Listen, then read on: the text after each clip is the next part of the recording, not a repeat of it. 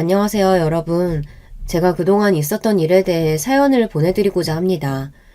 평상시에 사연을 저도 즐겁게 듣고 있었는데 이렇게 제보하게 될 줄은 몰랐어요. 제가 있었던 일은 그동안 믿었던 사람한테 배신을 당했던 일인데요. 그것도 가장 가까운 사람인 남편에게 당하고 말았어요. 부부관계에서 중요한 부분이 어떤 점이 있다고 생각하실까요?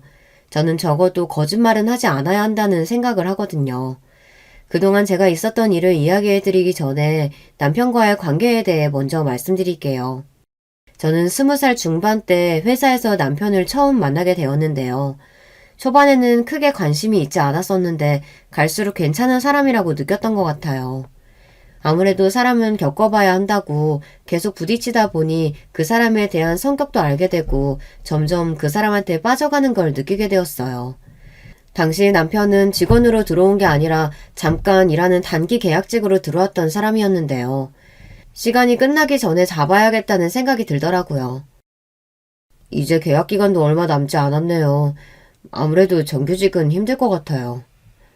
아쉽네요. 더 함께 일하면 좋을 텐데. 그러게요. 가기 전에라도 우리 이번 일정도 열심히 해봐요. 개인적으로 궁금했던 게 있는데 준우 씨는 저를 어떻게 생각하세요? 좋은 사람이라고 생각하죠. 그럼 민지 씨는요? 저도 만나다 보니까 대화도 잘 통하고 가신다니까 아쉬운 마음이 든 것 같아요. 계약직 끝나도 사적으로 연락하면 되죠. 평상시에는 사적으로 만난 적이 없어 저를 좋은 마음으로 생각하고 있을까 싶었는데 사적으로 연락하자는 이야기를 듣고 나서는 생각이 조금 달라지더라고요. 실제로 계약 기간이 끝나고 나서는 서로 저녁을 먹으러 만나는 일도 많아지고 호감으로 발전하게 되며 고백까지 받을 수 있었어요. 만나면 즐거운 사람이라는 게 이런 사람일까 싶을 정도로 서로 잘 맞았고 만나면서 계속 이 사람과 알아가고 싶다는 생각이 들었던 것 같아요. 제가 연애 경험이 아예 없었던 건 아니지만 남편 같은 사람을 만나지는 못했거든요. 그렇다 보니 더 남편에 대한 호감도가 높아질 수밖에 없었던 것 같아요.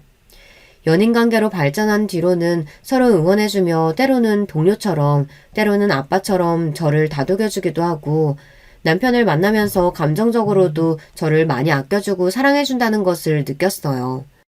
또 이 사람과 연애하면서 느낀 점이라고 하면 안정적인 사람이라는 점인데요.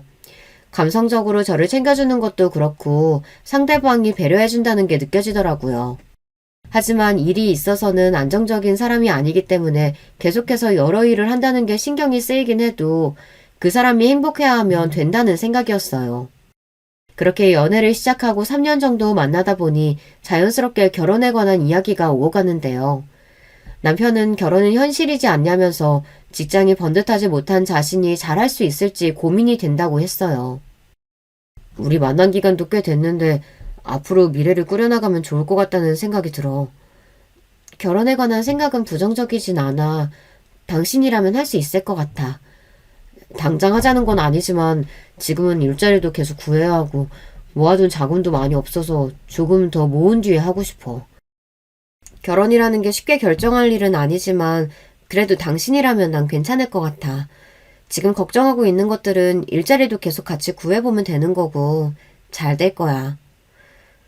그래도 내가 떳떳할 때 하고 싶어서 지금은 너무 이른 느낌이 들기도 하고 솔직히 자기는 괜찮지만 나는 아직 준비할 게 많다고 생각하거든.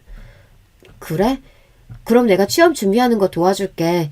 그리고 너무 부담 느끼지 않아도 돼. 지금 당장 결혼하고 싶어서 그런 건 아니고 당신 생각도 궁금했거든. 나도 자기 생각이 궁금해서 물어봤던 거였어. 나랑 미래까지 생각해주다니 고마워. 내가 많이 부족한 사람인데. 남편은 그 당시 취업이 잘 되지 않았던 부분에 대해 스트레스가 많은 상태였거든요. 아마 그래서 더 힘든 시간을 겪었던 것 같은데 옆에서 든든하게 지켜주고 싶다는 생각이 들더라고요. 저 같은 경우에는 아무래도 이른 나이에 승진도 하게 되고 다른 사람들보다 벌이가 높다 보니 남편이 이 부분에 대해서도 은근히 부담을 느끼고 있는 것 같았어요. 본인과 저를 비교하는 모습을 보며 저는 괜찮다고 이야기해 주었거든요.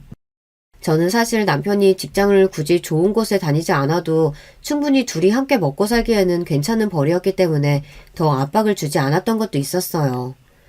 그렇게 1년을 더 만나는 동안 남편은 노력한 덕분에 취업에 성공했고 그 해에 저에게 프로포즈를 할 줄 알았는데 안 하더라고요.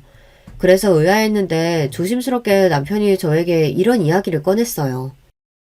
진지하게 결혼 전에는 이야기할 것 같아서 말하는 건데 사실 우리 어머니 혼자 계셔서 내가 챙겨드리고 있거든. 그래서 일을 해도 돈을 많이 모으지 못한 것도 있어서.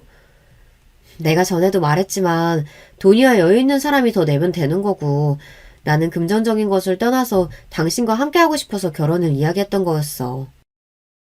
하지만 그건 내가 자기한테 못할 짓 하는 것 같아서. 그래도 한 집안의 가장인데 한 달 벌이가 500 정도는 돼야 하지 않겠어? 진짜 나는 여보만 있으면 돼. 부부가 금전적인 부분만 나눠야 하는 것도 아니고 나도 계속 일할 텐데 부족한 부분은 서로 채워주면 되지. 그 당시에는 제가 모든 것을 책임질 수 있을 것 같고 벌이가 적지 않았기 때문에 남편이 조금만 더 벌어도 고정지출이라든지 필요한 부분은 채워질 수 있을 것 같아 자신감 있게 이야기했던 부분이었거든요.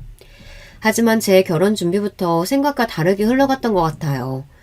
그 뒤로 남편이 저에게 프로포즈했고 자연스럽게 예비 시어머니를 만나게 되었는데요. 혼자 계신다는 이야기를 들었었기 때문에 최대한 아버님에 관한 이야기는 꺼내지 않았어요. 식사 자리에서 결혼에 대한 말씀을 드려봤어요. 어머님, 올해는 저희가 식을 올리려고 해요. 야, 좋다.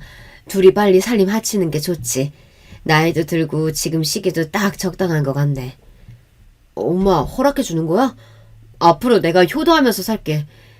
아가씨도 참하고 예쁘네. 벌이도 좋고. 앞으로 내 아들 고생은 안 시키겠어. 아, 네, 그렇죠. 준호 씨한테 크게 부담이 되는 일은 없을 거예요. 그럼 결혼식 비용은 어느 정도 생각하니? 집은 우리 집에서 못 해주니까 당연히 아가씨가 준비하겠지? 네? 아, 네. 제가 사는 아파트에서 시작하면 될 것 같아요. 그 집은 몇 평 정도 되니? 시세는 괜찮은 편이고? 결혼에 관한 이야기를 시작하면서 살짝 불편한 대화들이 오가게 되었어요.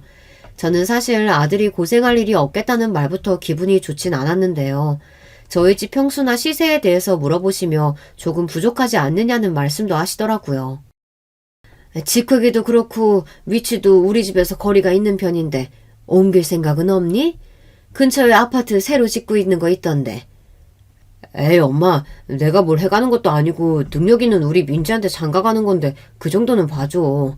앞으로 우리가 엄마한테도 잘하면 되지. 그래? 그럼 달마다 보내주는 생활비는 어떻게 할 거니? 양가 부모님 용돈은 상의하고 드릴게요. 우리도 돈도 모아야 하고 나가는 돈도 생각해야지.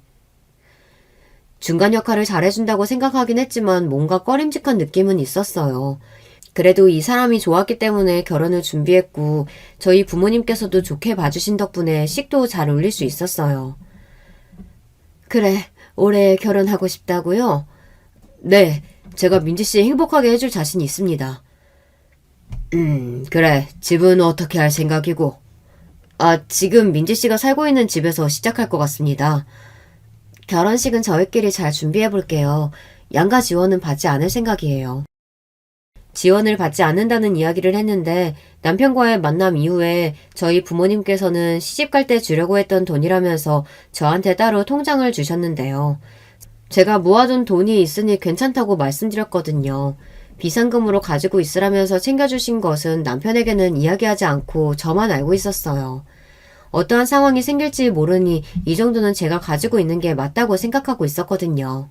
결혼을 준비하면서 트러블이 아예 없었던 것은 아니었는데요. 남편이 모아둔 돈이 없다는 건 알고 있었지만 거의 모든 것을 저에게 맡기더라고요. 예물 예단도 다 제외를 하려고 했는데 본인이 가지고 싶었다는 시계가 있다고 말을 하니 다시 결혼 준비를 할 때 필요한 부분에 대해 서로 짚어가기 시작했는데요. 여보, 우리가 할 수 있는 건 다 해도 좋지만 아무래도 지금 재정 상태로 봤을 때는 다 하는 건 힘들 것 같아. 하지만 한 번뿐인 결혼인데 자기도 예쁘게 입고 싶지 않아? 이번 기회에 가지고 싶었던 것도 가지고 말이야. 여보가 보태준 돈이 얼마 안 되잖아. 내가 솔직히 이런 말까지는 안 하려고 했는데 거의 다 내가 비용을 지불하는 거라서 그 예산에 맞추고 싶어. 아, 맞지. 내가 돈을 그동안 잘 못 모았던 것도 있지만 우리 축의금으로 들어오는 돈 생각하면 괜찮지 않을까?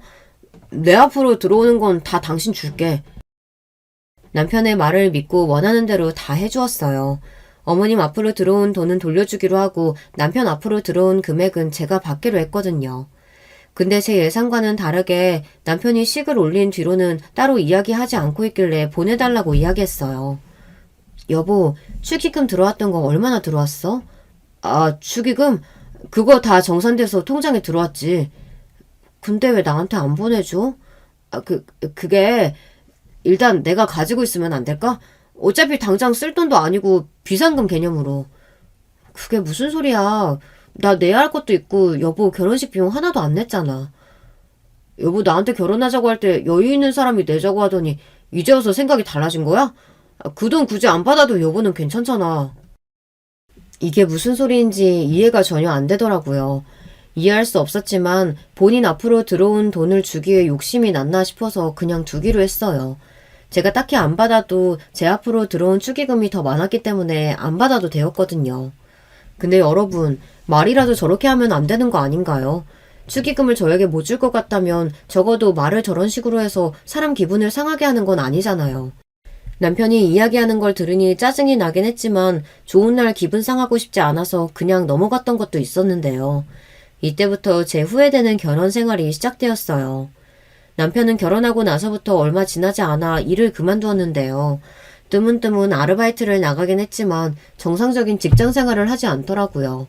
처음 일을 그만둔다고 이야기했을 때는 남편이 그만큼 힘들었겠구나 싶어서 조금 쉬었으면 하는 마음에 동의했던 것도 있었거든요. 이렇게까지 길어질 줄 알았다면 남편에게 일을 그만두라고 이야기하진 않았을 거예요. 회사 다니는 것도 너무 힘들고 출퇴근 시간도 적지 않아서 아침마다 너무 바쁘네. 많이 힘들었어? 요즘 바쁜 것 같긴 하던데. 회사 일이 다 그렇지 뭐. 조금만 더 기운 내보자. 그래서 그런 건 아니고 사실 내가 취업을 다른 곳으로 할까 생각 중이라서 자기만 괜찮으면 내가 취업 준비를 다시 시작해도 될까? 그동안 힘들었던 것도 있고 하니까 재정비 시간이 있으면 좋을 것 같아서. 일을 갑자기 그만둔다고? 자기가 힘들면 당연히 그래도 되지만 회피의 목적으로는 일을 당장 그만두는 건 아닌 것 같아. 잘 생각을 한번 해봐. 처음부터 당장 그만두라고 이야기를 했던 것은 아니었기 때문에 남편이 조금은 생각하고 선택할 거라고 생각했거든요. 하지만 제 예상과는 다르게 남편의 퇴사는 빠른 편이었고 얼마나 힘들었으면 저렇게 일을 금방 그만둘까 싶어서 당분간은 봐주기로 했어요. 하지만 문제는 여기서 끝이 아니었어요. 회사를 다니지 않다 보니 집에서 게임만 하는 것은 물론 집안일을 해주는 것도 아니라서 사실 남편에 대한 생각이 예전보다는 많이 달라지게 되더라고요. 다정하고 저를 잘 챙겨주던 남편이 좋았는데 갈수록 집안일도 귀찮아하고 그러면서 제 돈을 펑펑 쓰니까 금전적인 부분에 대해서도 문제가 생기기 시작했어요. 여보, 벌써 일을 쉰 지가 3개월이 넘어가는데 간단한 알바라도 하는 게 어때? 뭐야? 자기 결혼 전에는 여보만 믿고 오라면서 나한테 지금 일 다시 시작하라고 압박 주는 거야? 나도 준비하고 있다니까. 그게 문제가 아니라 당신이 집에서 집안일을 잘 해주는 것도 아니고 돈은 왜 그렇게 많이 쓰는 거야? 매달 배달 음식 시켜 먹다 보니까 카드값 지출도 더 늘어나고 취미생활 한다고 쓴다는 돈도 생각보다 적지 않아. 내가 지금 돈 못 번다고 그런 식으로 말하나 본데 나도 취업하면 당신만큼 벌 수 있을 거야. 지금 내가 힘들어서 잠시 쉬고 있는 건데 남편이 힘든 시간 보낸다는데도 말을 그렇게 해야 돼? 본인은 그동안 일을 다녔던 게 힘들어서 회복의 시간을 보내는 것이라고 했지만 제가 보기에는 그냥 일하기 싫어서 집에 붙어있는 걸로밖에 보이지 않았어요. 게다가 여기서 문제는 시어머니까지 저에게 스트레스를 주시다 보니 이 사람과의 결혼이 처음으로 후회가 되었어요. 잘 지내고 있니? 다름이 아니라 이번 달 용돈이 적게 들어와서 말이야. 준은 씨가 이야기하지 않았어요? 이번 달은 조금 부족할 것 같아서 저번 달보다 20만 원 적게 넣어드렸어요. 죄송해요. 20만 원이면 적은 돈도 아니고 갑자기 줄어버리면은 내 생활에도 지장이 생기는데 네 용돈이라도 보태서 줘야 되는 거 아니니? 죄송해요, 어머니. 요즘 저희도 힘들어서요. 다음에 여유 생기면 용돈 챙겨드릴게요. 남편에게는 금전적인 부분에 있어서 이야기하시진 않았는데 저한테만 연락을 하셔서 말씀을 하시더라고요. 남편에게 이런 부분을 알아서 커트해줬으면 좋겠다는 생각을 했는데 중간 역할을 잘 못해주다 보니 힘든 건 다 제 몫이었어요. 직장 생활도 바쁜데 남편은 일도 하지 않고 또 금전적인 부분에서도 힘들어지다 보니 저도 모르게 부모님께 말씀을 드리게 되더라고요. 사실 딸이 힘들게 산다는 것을 아실까봐 이야기를 하지 않았었는데 이번에는 말씀을 드려야 할 것 같았어요. 엄마, 결혼 생활이 원래 이런 거야? 갈수록 더 힘들어지는 것 같아서 요즘 생각이 많아지네. 김서방이 힘들게 하는 거 있어? 원래 남자들은 철이 없어서 힘들게 느껴질 수도 있어. 남편이 말하지 말라 그래서 그동안 말 안 하고 있었는데 사실 지금 일을 안 하고 있어. 김서방이 일을 그만뒀다는 말이야? 갑자기 왜? 갑자기는 아니고 3개월 정도 된 것 같아. 나도 기다려주려고 했는데 잘 되지를 않네. 난 항상 딸 편인 거 알지? 너무 힘들면 억지로 버티지 말고 엄마 아빠한테 꼭 다시 이야기해줘. 지금은 좀 더 기다려주고. 김서방이 생각이 없는 건 아닐 거야. 엄마 말대로 제가 너무 성급해서 이 관계를 생각하는 건 아닌가 싶어서 남편의 구직 활동을 도와주면서 저도 다시 생각을 해보게 되었던 것 같아요. 제가 강하게 남편에게 취업을 하지 않으면 저도 힘들다는 걸 어필하면서 조금씩 달라지는 모습은 있었어요. 내가 그 전에 여보한테 이런 문제로 부담을 주지는 않았던 것 같아. 3개월이 지나는 동안 조용히 기다려줬는데 달라지는 게 없었잖아.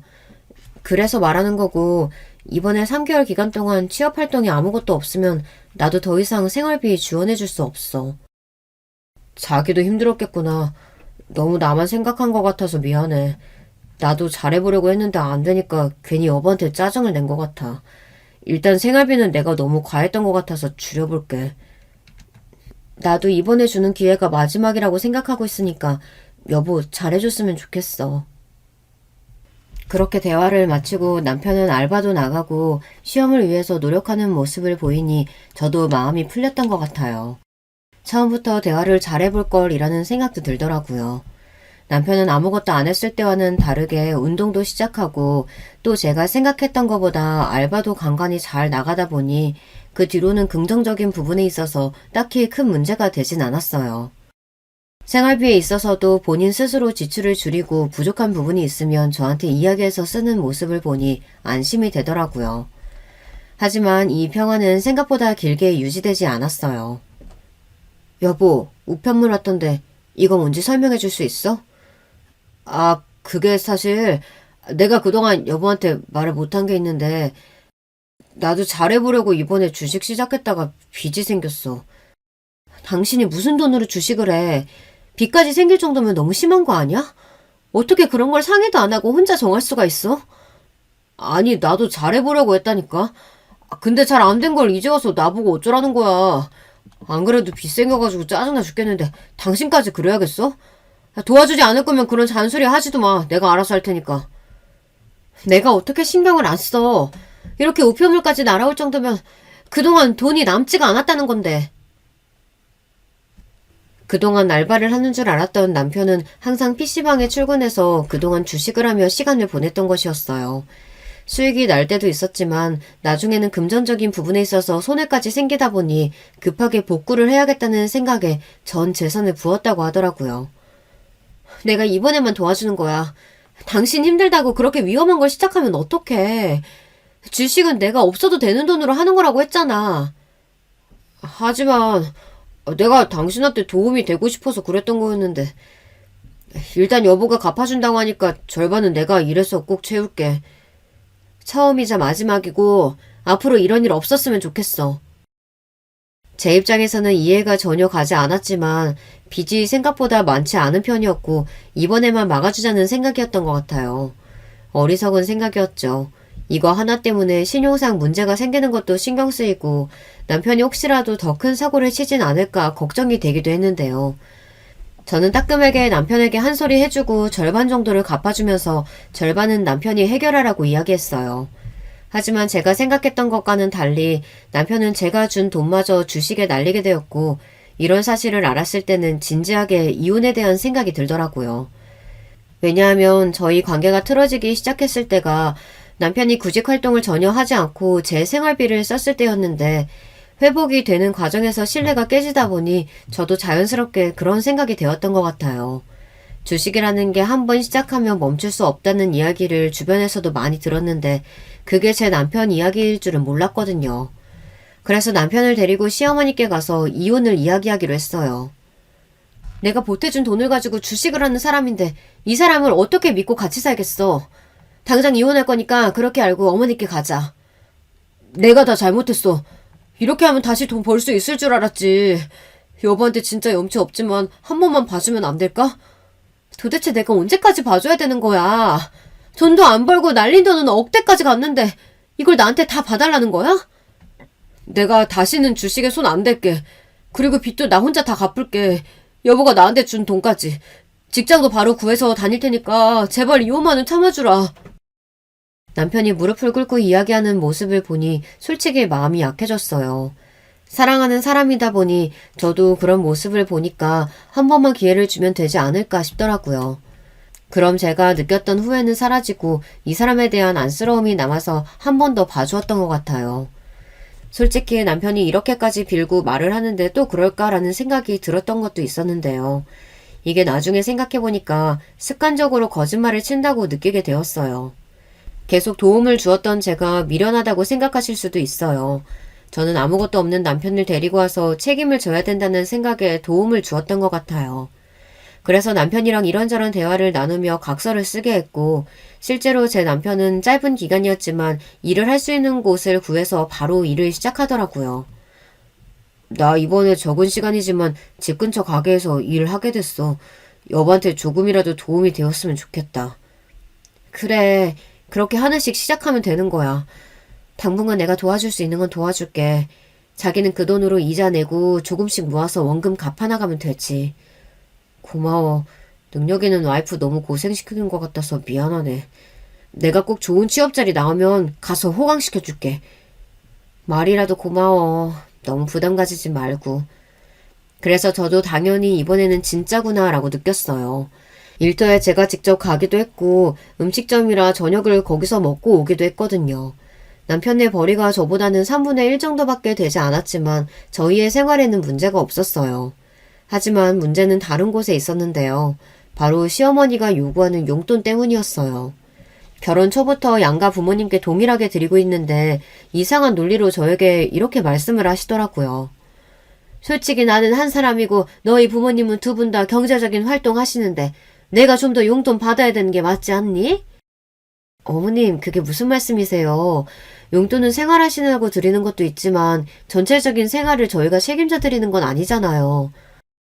그래, 엄마, 이 정도도 많이 주는 건데 350은 너무 과하지 않아? 그래도 그렇지 나는 좀 서운하다. 능력 있는 며느리 얻어서 여행도 자주 다니고 또 용돈도 더 두둑하게 받을 줄 알았는데 이럴 줄 알았으면 다른 선자리에 우리 준우 내보내는 건데. 어머님, 말씀이 지나치시네요. 아무리 그래도 며느리 앞에서 그렇게 말씀하시는 건 아니죠. 내가 무슨 틀린 말 한 것도 아니고 솔직히 맞는 말 아니야? 네가 조금이라도 잘했으면 이렇게까지 내가 말했겠냐고. 솔직히 억울했어요. 용돈은 용돈대로 드리고 여름 겨울 할 것 없이 휴가철이면 같이 시간을 보내기도 했는데 말씀을 저렇게 하시니까 섭섭해질 수밖에 없더라고요. 어색한 분위기 속에서 식사가 마무리되고 집으로 돌아오는 길에 남편이 하는 말은 더 가관이었어요. 여보, 근데 내가 생각해보니까 우리 엄마 말도 틀린 건 아닌 것 같아. 두 분이 생활하실 때 필요하신 부분이 그렇게 많지는 않으실 거고 장인어른 장모님 용돈 드리는 걸 조금 줄여서 우리 엄마 드리면 되지 않을까? 말이 되는 소리를 해. 양가 부모님은 동일하게 해드려야지. 그래서 여행 갈 때도 똑같이 보내드리잖아. 그리고 생각해봐. 지금 드리는 돈 적은 돈 아니야.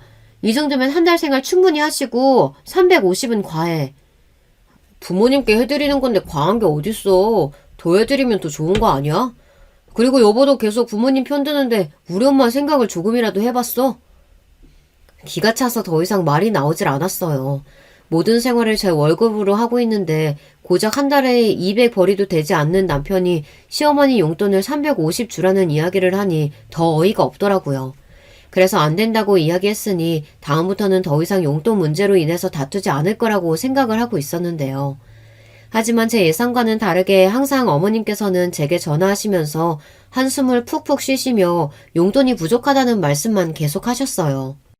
이해할 수가 없었죠. 생활이 그렇게 어려우신 것도 아니고 집값이 나가는 것도 아니신데 왜 부족할까 싶었거든요.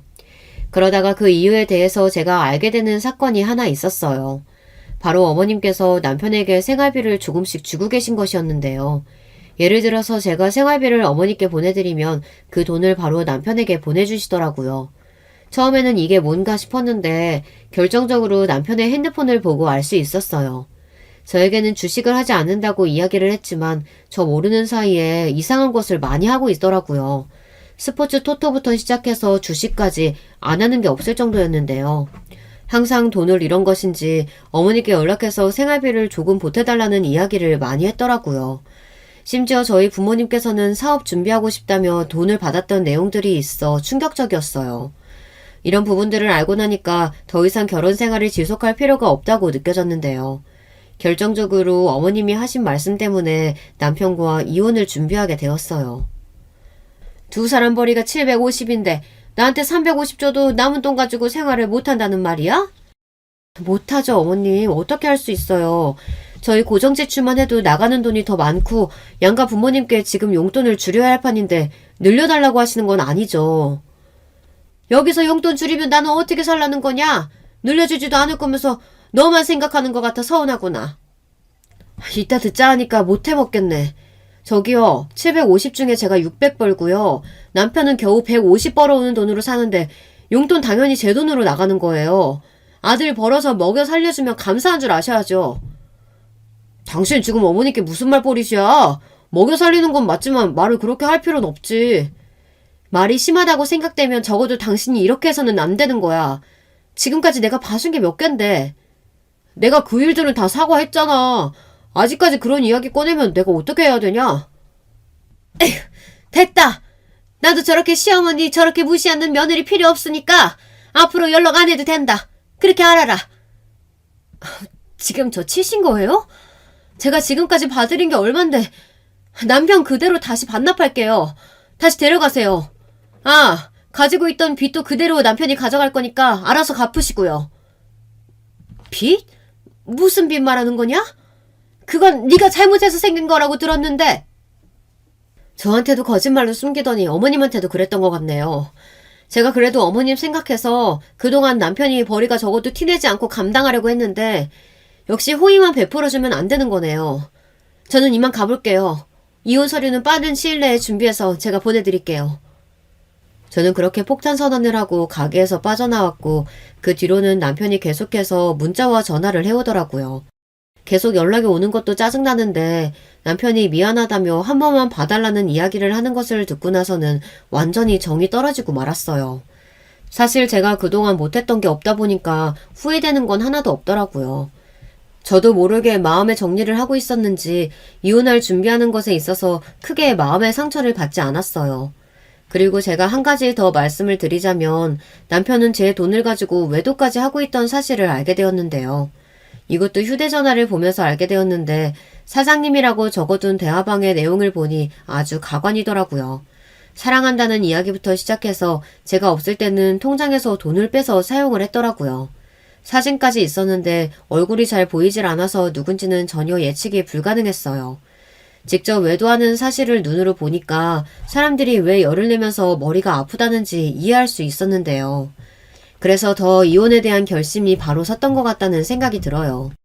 사랑하는 사람이니까 슬픈 감정이 있긴 했지만 오히려 이 생활에서 벗어났다는 게 저에게는 더 필요한 것 같더라고요.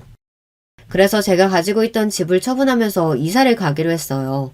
이 사람과 함께했던 공간에 계속 있으면 오히려 저도 심적으로 회복하는데 시간이 걸릴 것 같고 또 남편이 집을 알다 보니까 계속 찾아오는 게 신경이 쓰였거든요.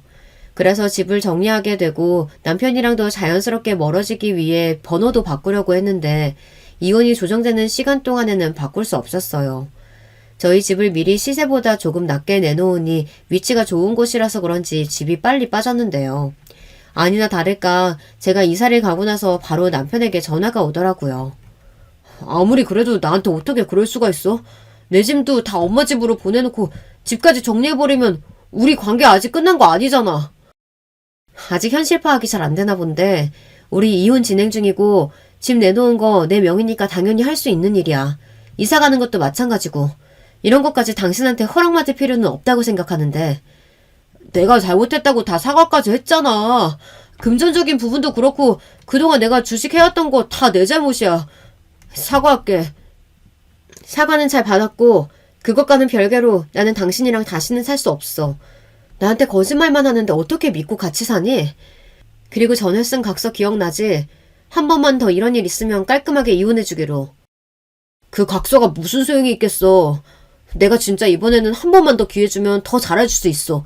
나 얼마 전에 회사도 붙었단 말이야.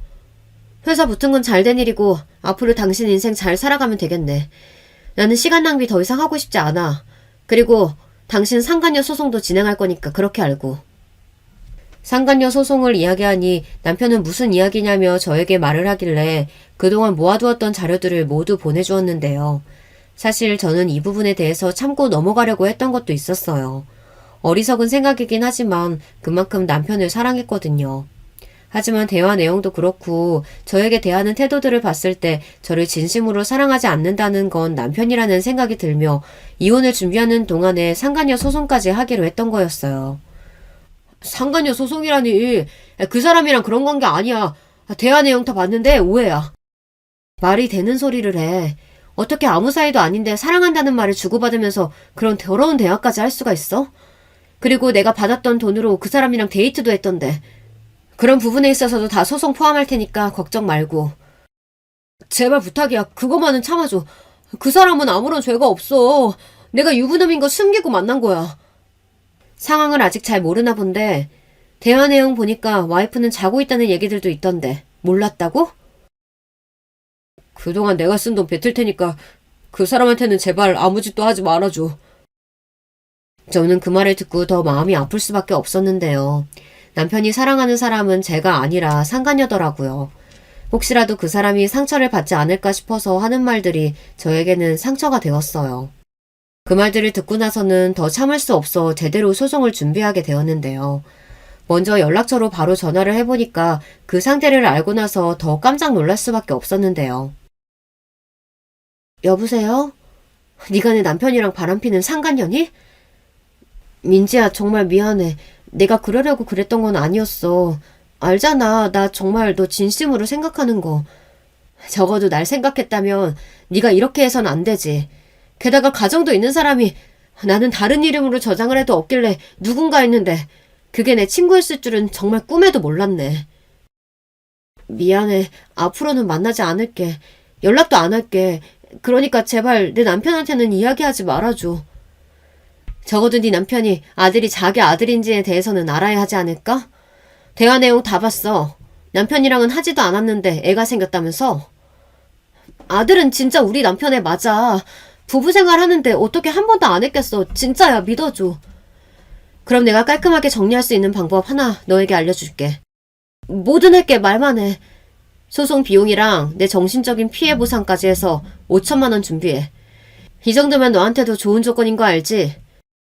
당장 5천만 원을 어디서 구해. 알잖아. 나 전업주부인 거. 대출도 안 나올 텐데. 한 번만 봐줘라. 친구 좋다는 게 뭐야. 너는 친구라는 년이 그렇게 해도 되는 거였니? 준비 못하면 그대로 소송 들어갈 거니까 그렇게 알고 돈 보내기 전까지는 연락 안 해줬으면 좋겠다. 상간녀가 제 친구라는 거에서 적지 않게 충격을 받았는데 게다가 가정이 있는 애라서 생각도 못 해본 것이었거든요. 알고 보니까 결혼 초에 친구 부부와 함께 시간을 가졌던 적이 있었는데 두 사람이 몰래 연락처를 교환했다는 것을 지금에서야 알게 되었어요. 이미 몇 년이나 지속된 관계라고 생각하니까 역겹더라고요. 그리고 더 제대로 이혼을 해야겠다는 생각이 들어 제가 받을 수 있는 부분들은 싹 받을 생각으로 변호사에게 이야기를 하니 이 부분도 포함이 되어 다행히 위자료까지 받을 수 있었어요. 돈이 없다던 제 친구는 다행히 5천만 원을 구해서 소송은 면하게 되었고 남편이랑 이혼을 준비하면서 집을 정리하기 시작했어요.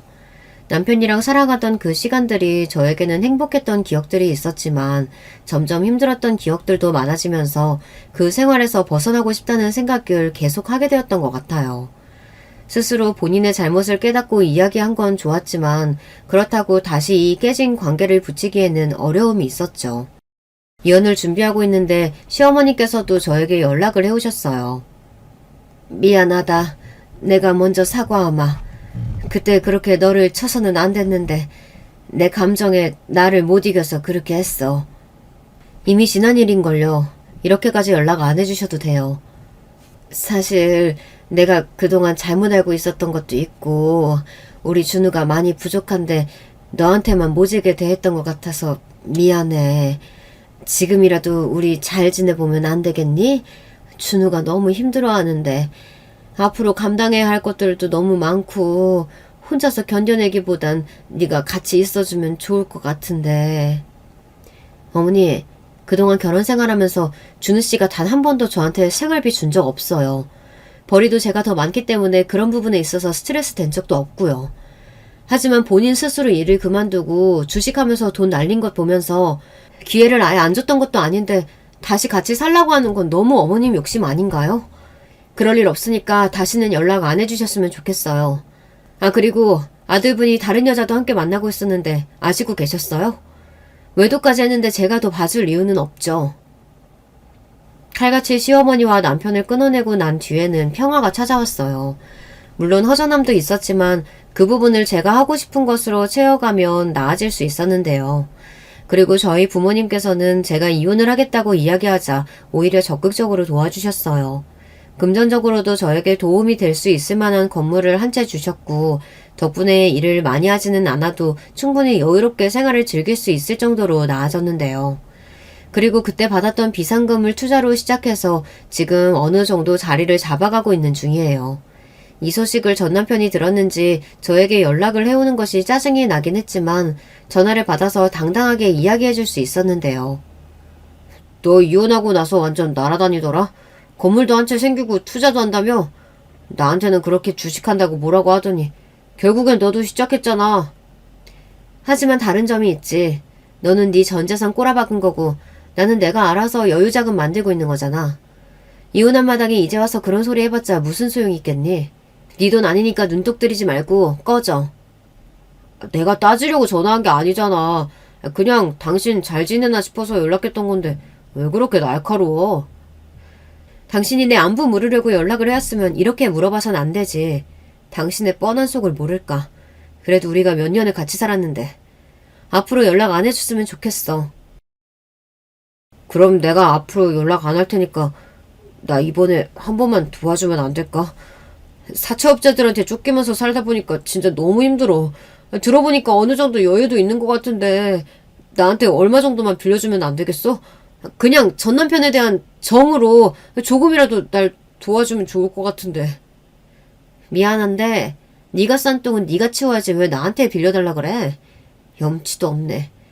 빌려줄 돈 단 1원도 없으니까 연락하지 마.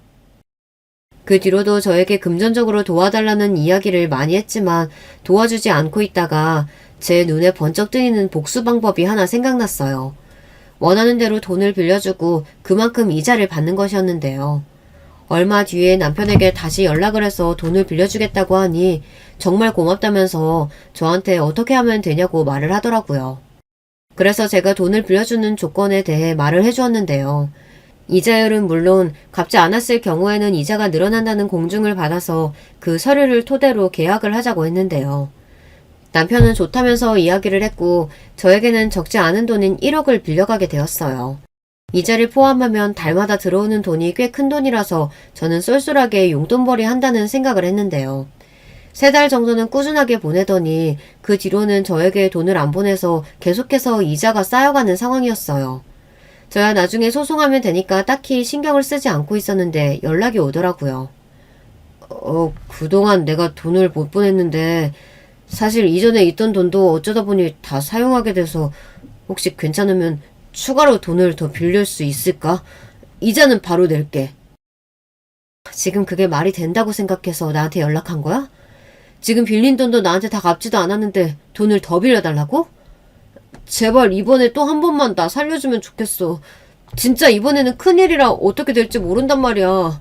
됐고, 내가 못 받은 돈도 소송으로 다 받아낼 거니까 그런 줄 알아. 내가 아직도 당신 와이프라고 생각하나 본데 지금은 갑과 을의 관계가 확실하거든? 내가 빌려달라고 한다면 다 빌려줄 거라고 생각했나 본데 이럴 줄 알고 내가 돈 빌려준 거야. 당연히 못 갚을 줄 알았거든. 남편은 역시 제 예상대로 몇 달 뒤에 이자도 보내지 않아서 원금을 포함한 이자가 계속해서 늘어나기 시작했어요. 그것까지는 제가 신경 쓸 건 아니었고 그대로 변호사를 찾아가서 소송을 시작했는데요. 남편은 제 돈을 갚지 못해서 어머님 집까지 빼고 남은 금액을 저에게 다 송금을 해주었어요. 아무래도 소송이 되다 보니까 빠르게 압박을 해서 받아낼 수 있었던 것 같아요.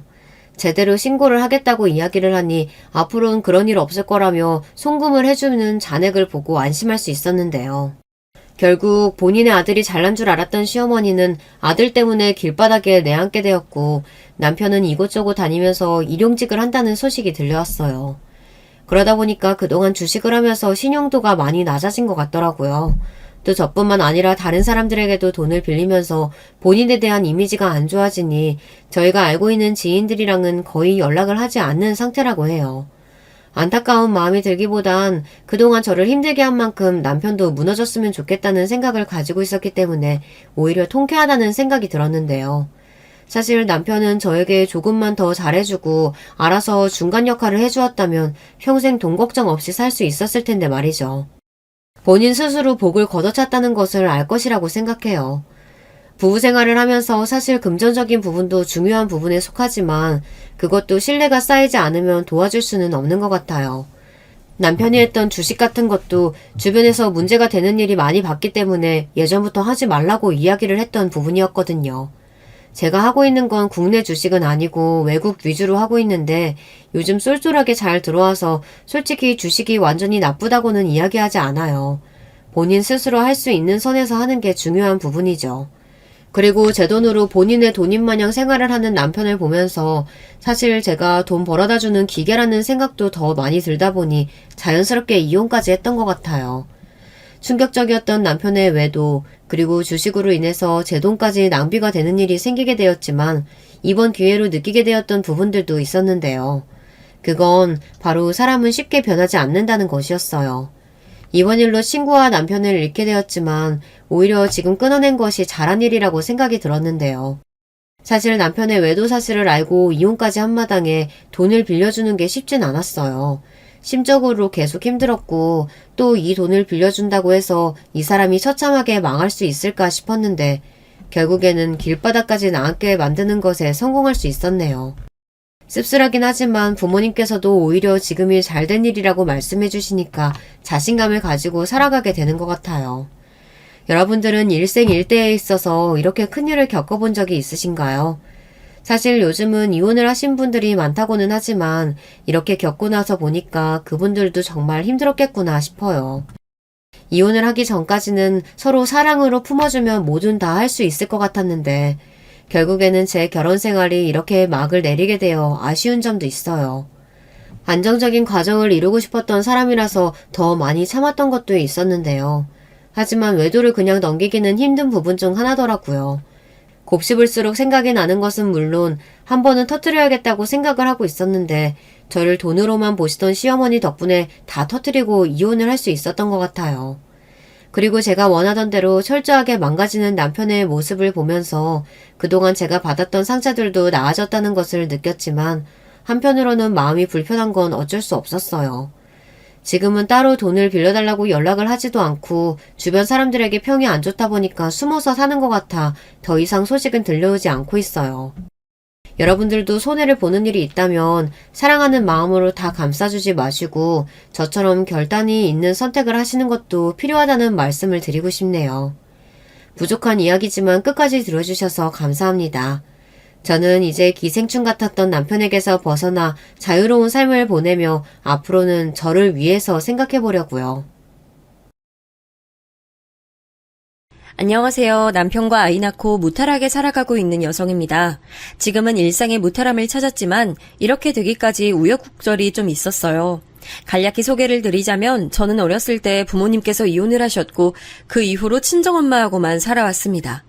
외동딸이라서 다른 형제들도 없고요. 집이 무척 가난했기에 친정엄마는 저를 학교 보내고 먹이고 입히고 해주시느라 늘 고생만 하며 살아오셨어요. 반면에 제가 결혼한 남편은 지극히 평범한 집안에서 나고 자랐습니다. 양친 다 건강하시고 모아놓으신 재산이 나름 있으셨고 남편 본인도 탄탄한 기업에 재직 중이었고 여동생인 제 시누이는 전문직 종사자와 결혼한 참이었어요. 그런데 저는 기껏해야 전문대를 나와서 서비스업에 종사하고 있던 사람이었죠. 남편이 외근을 나왔던 건물의 1층 카페에서 제가 일을 하고 있었는데 그 인연으로 만나게 됐어요. 사람 일 어떻게 될지 모른다고 좋은 감정으로 만나다가 본격적으로 진지한 연애에 돌입했고 심지어 결혼까지 하게 됐습니다. 사실 이런 저를 시댁에서는 안 반겼어요. 특히 시어머니께서 몹시 짜증을 내셨었죠. 내가 왜 이따위 것을 내 며느리로 맞아야 돼? 내 아들 잘났지, 내 딸 잘났지, 내 사위 잘났지. 모두 다 잘난 사람들만 있는데 어째서 며느리는 이따위 하자품으로 내가 맞아야 한다는 거야? 난 못해, 안 해! 제 면전에 대고 그렇게 말씀하셔서 제가 민망함에 고개를 떨궜어요. 저는 워낙 소심하고 내성적이었기에 서비스업도 간신히 하고 있었거든요. 그랬던 저는 남편과 연애 이후로 되려 더욱 자존감이 바닥을 쳤어요. 조건 좋은 남자에 비해서 제가 너무 후달린다는 생각 때문이었는데 시어머니의 반응은 그것에 불을 지폈죠. 저는 마치 제가 죄인이 된 것 같았습니다. 하지만 결혼은 꼴이 냈고 그 이유는 제 임신 때문이었어요. 시아버지께서는 무척 반색을 하셨죠. 뱃속에 아이가 들어섰다고? 경사 났구나, 경사 났어. 태어나면 얼마나 귀여울지 벌써 궁금해지는구나. 시아버지께서 일사천리로 결혼을 시키시는 바람에 제가 그 집안 며느리가 됐던 것이죠. 시어머니는 물론이고 시누이까지 불만을 품었어요. 저라는 존재가 집안의 급을 떨어뜨린다고 여기는 모양이었어요. 저를 볼 때마다 위아래로 흘겨보면서 눈살을 찌푸리더군요. 저는 남편의 뜻에 따라서 일을 그만뒀고 결혼하고 나서는 임신한 몸으로 시댁의 문턱이 닳도록 드나들며 온갖 잡일을 다 했습니다. 시아버지께서는 등산과 낚시라는 취미라도 가지고 계셨으나 시어머님께서는 딱히 그런 것도 없으셨고 댁에 계실 때가 많았기에 저를 부려드렸죠. 화장실 청소와 냉장고 청소를 동시에 했던 날엔 너무 힘들어서 식은땀이 줄줄 흐를 정도였지만 저를 보며 혀를 끌끌 차시는 시어머니의 눈치가 보여 물 한 잔도 편하게 못 마셨어요. 가지고 온 혼수라고는 뱃속 아이뿐이라니. 요즘 세상에 뭐 이런 일이 다 있니? 못 배워 먹어서 그런지 정말 수준이 낮구나. 어쩜 이렇게 봐도 하자가 넘치는지 참 신기해. 저에게 매일같이 시어머니께서 퍼부으신 말씀들은 그대로 비수가 되어 제 가슴에 박혔고 저는 점점 더 포기하고 순응하게 됐죠. 예정일보다 일주일 이르게 출산을 하였을 때 남편은 휴대폰 게임을 하다가 골아 떨어져 있었어요. 제가 목숨을 걸고 아이를 낳았건만 남편은 여자라면 당연히 하는 일 정도로 치부를 하는 듯 했습니다. 아이 낳고 나서 정말 많이 서러웠어요. 저에게 위로가 되어주었던 건 친정엄마뿐이었습니다. 시댁 식구들은 다들 아이에게만 관심이 있었는데 친정엄마는 저를 신경 써주셨죠. 결혼 후에 제가 우울증 안 걸리고 안 미치고 살았던 건 친정엄마라는 존재가 제 안에 굳건히 있었기 때문일 거예요. 시집살이에 독방 육아에 정말 힘든 일 투성이었지만 그래도 제가 꿋꿋하게 일상을 잘 살아나갔습니다. 그런데 어느 날 친정엄마하고 모처럼 단둘이 데이트를 하던 중이었어요. 친정엄마가 문득 떠올랐다는 표정이 되시더니 당신의 가슴 쪽을 내려다보며 고개를 갸웃하셨습니다. 그러고 보니까 내가 왼쪽 가슴이었던가 아니면 오른쪽이었나. 아무튼 간에 약간 몽우리가 졌다고 해야 하나 뭔가 만져지는 부분이 있었는데 문득 생각이 나네. 정말? 언제 그랬었는데요? 그땐 그랬었다가 지금은 안 그렇다면 단순히 무록이라든지 별거 아닐 거예요. 혹시 모르니까 한번 확인해봐요. 왼쪽인지 오른쪽인지 그거라도 확실히 해놓는 게 낫지. 말은 가볍게 했지만 사실 심장이 쿵 내려앉았어요. 엄마 형제인 제 큰이모께서 자궁질환으로 수술하신 이력이 떠올랐고 엄마에게 이모가 되시는 제 이모할머니께서 갑상선 질환으로 약을 장기 복용 중이시고 유방 때문에 때마다 초음파 인지하는 걸 찍으신다고도 얼핏 들은 바 있었거든요. 대부분의 사람들은 모르는 사실이지만 내가 산모로서 산부인과를 다니다가 여러 가지 이야기를 들으며 알게 된 점은 갑상선, 유방, 자궁은 괴를 함께하는 것으로 보면 된다는 건데 그리고 이런 건 가족력을 결코 무시할 수 없는데 지금 외가를 보면 사서 걱정을 해도 될 만한 것 같네. 저는 불안감에 휩싸였지만 친정엄마에게 그런 티를 내지는 않고 혼자 친정집에서 가까운 건강검진센터에 예약을 바로 알아봤어요. 이 과정에서 남편에게 말을 안 할 수가 없었어요.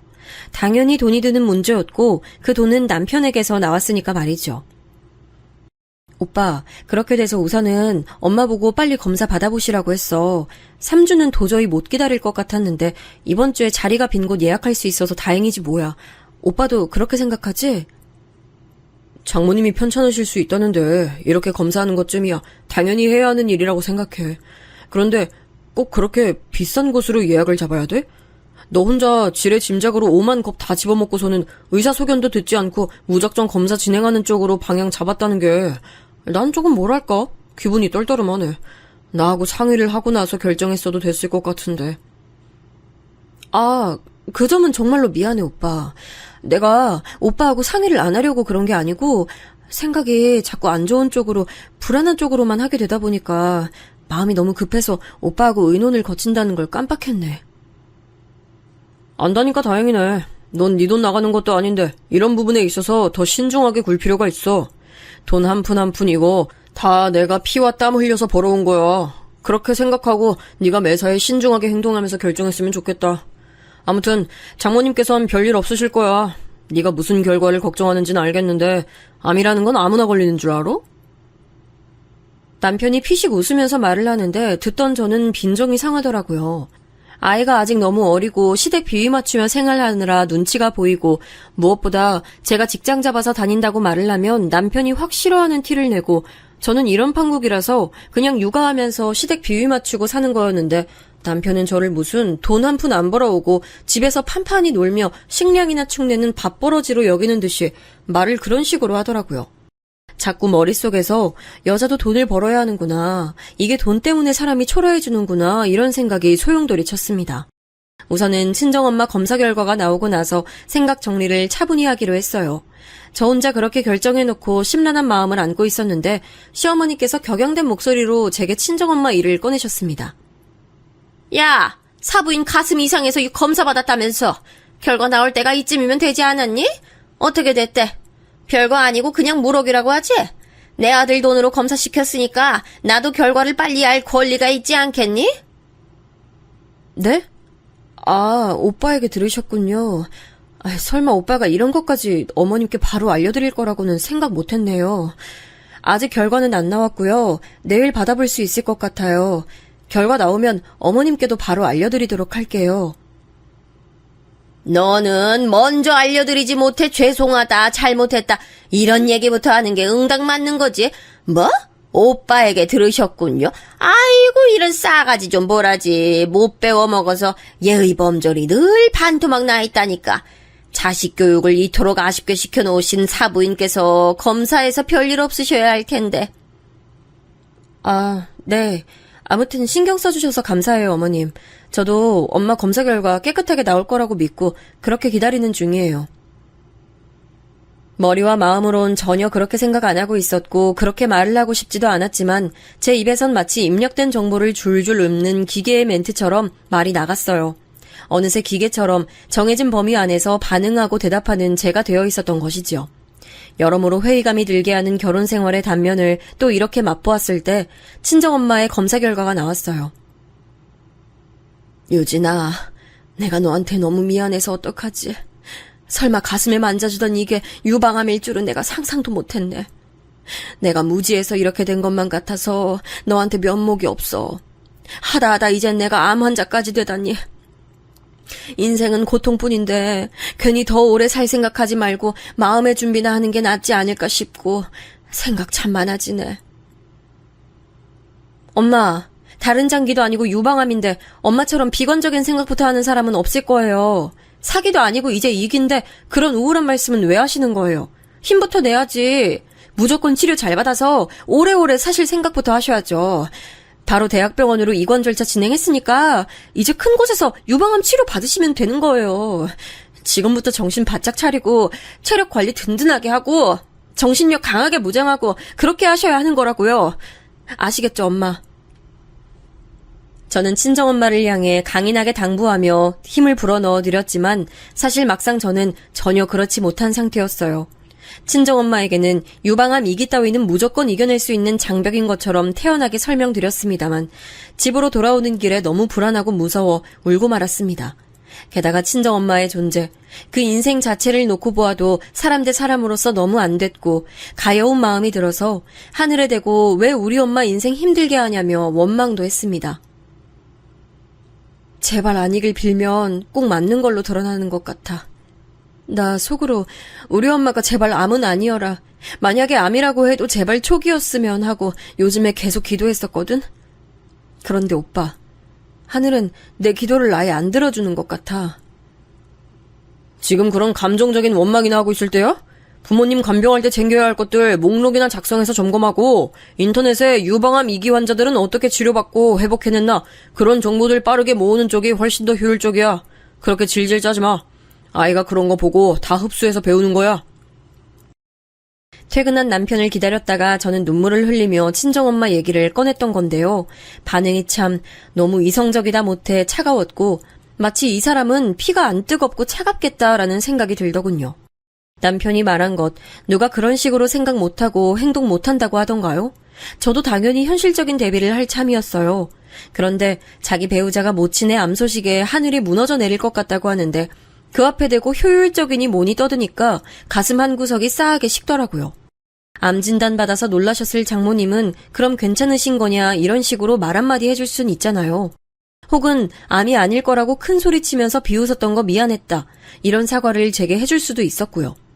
그런데 남편은 피곤하다며 하품이나 쩍 날려댔고 아이를 본격적으로 상대하며 놀아주기엔 피곤하고 싫으니까 그냥 머리만 열심히 쓰다듬어주고 한 번 품에 안아본 뒤 내려놓은 게 전부였습니다. 새삼 자기 중심적이고 감정에 공감을 해줄 줄 모르는 사람 같아서 저는 더 이상 남편에게 뭔가를 기대하지 않기로 했어요. 그래서 저도 그날 밤 잠에 들 때까지 혼자 이런저런 집안일하고 인터넷에 정보 검색하고 칭얼거리는 아이를 힘들게 고이 재우고 이런 과정을 거치는 동안 남편에게 먼저 말을 안 걸었습니다. 그리고 다음 날에도 남편 아침밥만 딱 차려주고 방으로 돌아와서 다시 누웠어요.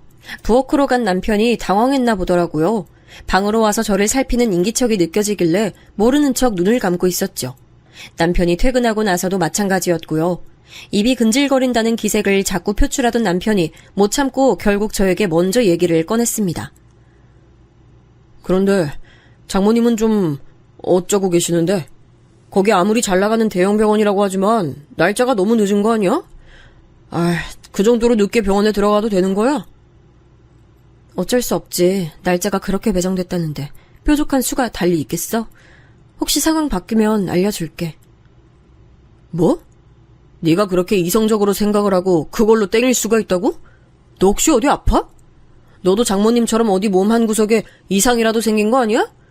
어제부터 사람이 좀 이상해 보이기도 하는데 너 건강검진 한번 받아볼래? 내가 돈 대줄게. 아니야 오빠. 내 몸은 내가 아는데 딱히 이상이 생긴 건 아니야. 선신 쓰듯이 돈 대준다고 말을 해준 것만큼은 고마워. 제가 아이를 보면서 남편 쪽으로는 눈길도 안 주고 차분하게 대답했어요. 그러자 남편은 멋쩍은 듯이 헛기침을 몇 번 하면서 씻으러 들어가더군요. 물소리가 들려오자 저는 한숨을 내쉬면서 머리를 싸맸고요. 저도 제 자신이 왜 이러는지 몰랐어요. 본인이라고 해서 스스로를 다 아는 게 결코 아니라는 걸 이때 제가 실감했었네요. 친정엄마의 암 진단, 그것이 뭔가 제 내면을 건드려 놓은 것 같긴 했습니다. 갑자기 절 대하는 남편의 태도가 객관적으로 판단이 됐고 따라서 저도 감정을 배제한 이성적인 반응만 보이고 싶어졌고 제 안에서 기대라는 것을 내려놨더니 남편에게 아무런 감흥이 없어져서 자연스레 태도가 달라졌던 듯 싶어요.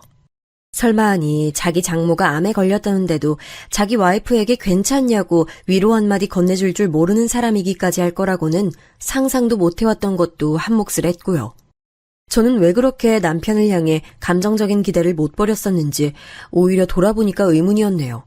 그런데 사실 솔직하게 고백을 해보자면 그때 저는 돈을 안 벌고 집에서 아이나 보는 전업주부였기 때문에 친정엄마의 치료 과정에 있어서 남편의 지원이 꼭 필요했고 그래서 이런 것으로 인해 눈치가 보인다는 것 자체가 스스로 초라했으며 남편의 변심으로 인해 지원을 못 받거나 덜 받거나 하는 상황이 벌어질까봐 그것으로 미리 스트레스를 받고 있기도 했어요.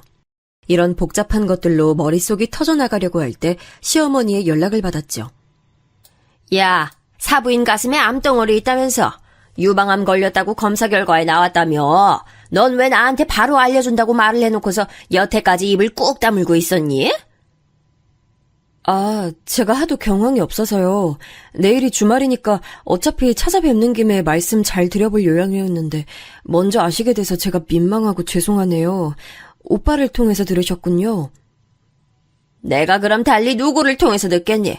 사부인이 나한테 전락해서 안녕하세요, 나 유방암이랍니다 이렇게 말을 하시겠니 그럼? 넌 왜 당연한 걸 구태여 짚고 그래? 아, 네, 제가 말씀 잘못 드렸네요. 그렇게 말씀드려서는 안 되는 거였는데 죄송합니다. 거울에 비친 제 모습, 표정 하나 안 바꾸고 그런 말을 뱉더군요. 스스로가 너무 웃긴 것 같아서 하마터면 소리내어 웃어버릴 뻔했네요. 그랬다면 시어머니께 꼬투리 잡혀서 이야기가 길어졌을 테지요. 하지만 용케 웃음을 참아서 전화를 금방 끊을 수 있었으니 다행이었습니다. 이런 식으로 저는 타협과 해탈을 거친 상태였기에 주말이 되어 아이를 데리고 시댁에 방문하는 것을 무덤덤하게 행동했어요. 원래 남편하고 같이 가려고 했는데 새벽까지 유럽에서 하는 손흥민 축구 경기를 본답시고 안 자고서 그거 들여다보더니 해가 중천에 뜨도록 침대에서 안 일어나더라고요. 결국 저 혼자 아이를 데리고 시댁에 가는 수밖에 없었죠. 가보니까 시부모님, 시누이에다가 시이모님까지 해서 느지막하게 점심 식사를 가진 모양이었어요. 이제 막 식탁에서 다들 일어나던 중이었죠.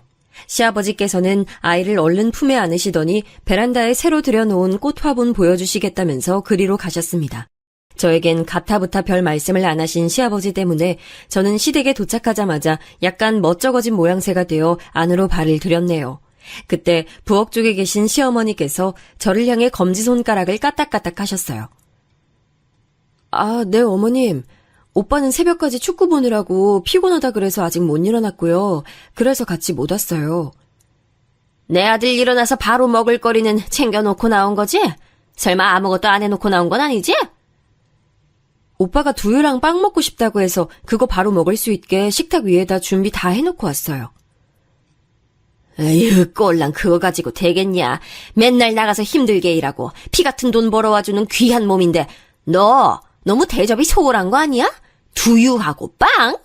아니, 내 아들이 정말로 그렇게 먹고 싶어 했는지 이따 내가 확인할 테니까 안심하고 있지 마. 그리고 부엌 들어섰으면 상황 파악 다 했을 텐데 뭘 그렇게 멀뚱멀뚱 서 있어. 얼른 가서 설거지부터 해.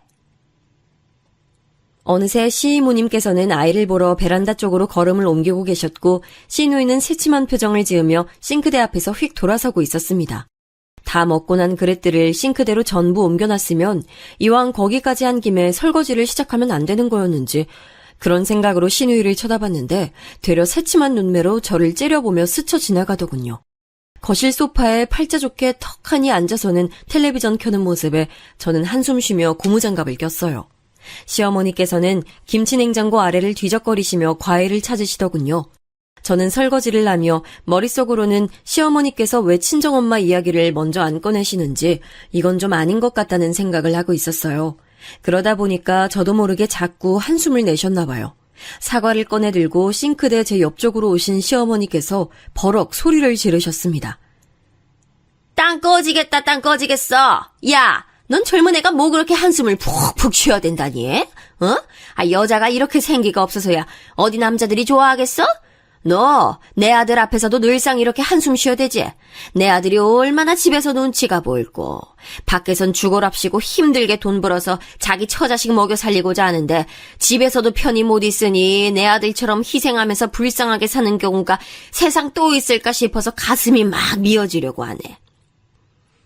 어머님, 저는 이미 가슴이 미어진 상태예요. 저희 친정엄마요. 어머님께서도 아시다시피 암 진단 받으셨잖아요. 위험한 말기는 아니라고 하지만 초기도 아닌 2기시고요. 앞으로 기나긴 치료 과정 거치실 텐데 전 벌써부터 숨이 턱 막혀오고 가슴도 답답하고 속이 울렁거려요. 그래서 너 지금 힘들다고 그거 알아달라고 징징거리는 거야? 아이고야, 내 아들 말 틀린 거 하나 없구나.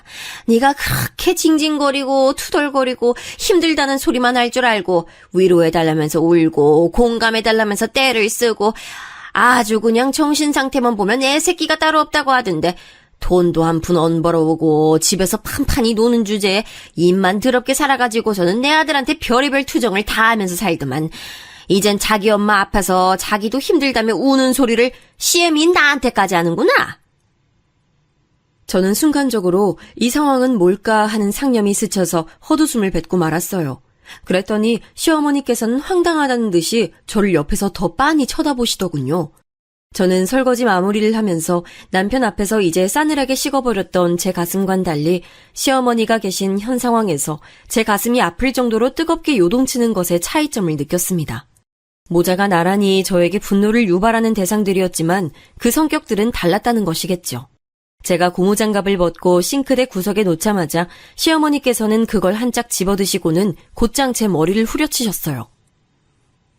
야 이거사, 자기 엄마가 가슴에 암덩어리 달고 있으면 그걸 죄스럽게 부끄럽게 여겨야지. 어디서 눈 똑바로 뜨고 속이 울렁거리느니 하는 뭐 그딴 말을 시어머니 앞에서 하고 있어.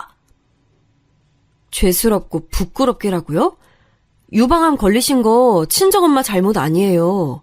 그거 가족력일 확률이 크다고요. 힘들고 억울하고 속상할 일이지 죄스럽고 부끄러울 일은 절대 아닌데요? 저는 어머님이 지금 무슨 의도로 그렇게 말씀하시는 건지 모르겠어요. 부엌에서 벌어진 썰전을 감지한 시아버지와 시이모님이 베란다 쪽에서 기웃거리며 이쪽을 쳐다보는 게 느껴졌어요. 텔레비전의 소음은 어느새 들려오고 있지 않았죠. 시누이가 부엌의 소란을 감지하고 텔레비전을 껐거나 볼륨을 낮춰놓은 것이었는데요. 모두가 이쪽을 주목하는 상황에서 시어머니께서는 아주 신랄하게 목소리를 내셨습니다. 얘가 갑자기 눈매 사납게 만들면서 따박따박 대꾸를 다 하네? 너 뭐 잘못 먹었니? 혹시 암에 걸린 게 네 엄마가 아니라 넌 거 아니야? 참나 어이가 없으려니까는. 이왕지사 암에 걸린 거라면 돈 좀 나오는 그런 고액암에 걸릴 것이지 하등 쓸모없게 유방에다가 암이 걸려서는 그게 대체 뭐 하는 짓이래? 그거는 보험금도 얼마 안 나올 거고 그럼 그만큼 내 아들의 등골이 휠 텐데 네 엄마는 가슴에 암이 있고 내 아들은 아무래도 등허리에 암이 있는 것 같구나. 바로 너라는 암덩어리가. 에잉. 그때 제가 눈이 돌아가 버렸어요. 이게 무슨 말인가 하면 눈에 뵈는 게 없어졌다는 뜻이었습니다. 저는 과장스럽게 혀를 차고 있는 시어머니를 잠시 바라보다가 손을 번쩍 들어서 그대로 시어머니의 뺨을 한 대 쳐버렸습니다. 분노가 고스란히 담은 일격은 제대로 먹혀들었고 시어머니께서는 단 한 대의 충격으로도 비틀거리시다가 중심을 잃고 아예 바닥에 주저앉으셨어요. 저에게 맞으신 뺨을 부여잡으신 채로 저를 천천히 올려다보시는 눈빛에서 경악을 읽을 수 있었습니다. 제 심장은 마치 입 밖으로 튀어나올 것처럼 미친 듯이 뛰고 있었지만 이상하게 머리는 고요하게 가라앉는 느낌이 들었어요. 머리는 차갑게, 심장은 뜨겁게. 그때의 제 상태를 설명하는 표현이었네요. 시누이가 충격받은 얼굴로 냉큼 달려오더라고요. 미쳤어? 감히 누굴 때리는 거야? 너 당장 우리 엄마한테 사과해. 무릎 꿇고 사과하라고! 누구 보고 사과를 하라는 거야? 그 쓸모없는 입 당장 다물어. 그 입을 내가 위아래로 찢어놓기 전에. 제가 끓어오르는 분노를 차분히 누르며 중얼거렸고 제 기세에 깜짝 놀란 시누이는 그대로 어버버거리더니 더 이상 말을 잇지 못했습니다. 시아버지와 시이모님은 제가 그때 눈치로 살펴보건대 저의 만행에 경악을 하시면서도 그 이전에 시어머니께서 정도를 지나친 신뢰를 범하신 것이라는 판단을 같이 하신 듯 했어요. 왜냐하면 이러지도 저러지도 못하시며 안절부절하시는 기색이 두 분에게서 공통적으로 느껴졌거든요. 호구같이 늘 얌전하던 며느리가 이렇게 나왔다는 사실 자체가 압도돼서 두 분 다 어쩔 줄을 모르시는 측면이 물론 가장 강했죠. 뺨을 부여잡고 도저히 믿을 수 없다는 표정으로 저를 계속 보시던 시어머니께서 비틀거리며 일어나셨습니다. 너 어떻게 아무리 화가 나도 그렇지 며느리가 시애미의 뺨을 쳐? 이 천인 공노할 것 같으니라고. 못 배워먹은 것도 정도가 있는 법이야 이거사. 네 엄마 암 치료 제대로 못 받고 세상 떠나는 거 보고 싶어서 환장한 모양이구나.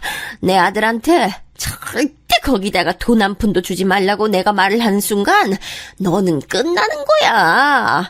그런데 네가 이런 계산도 안 하고 지금 이런 중대한 잘못을 저질러 버렸으니 너 이제 큰일 났구나. 나에게 어떻게 용서를 받을래? 용서라뇨?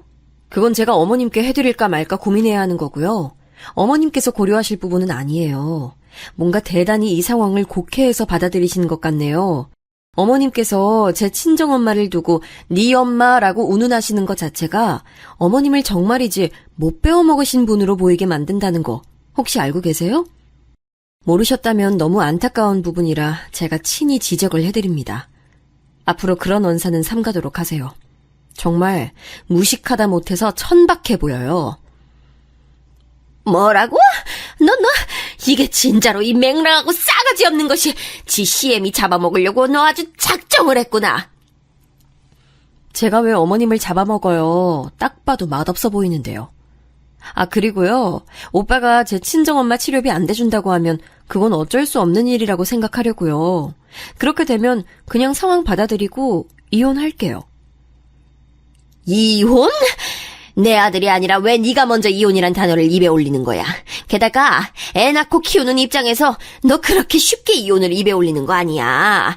네 부모가 이혼을 했기 때문에 넌 아무렇지 않게 생각하는지 몰라도 이혼이란 커다란 흠이자 오점이야.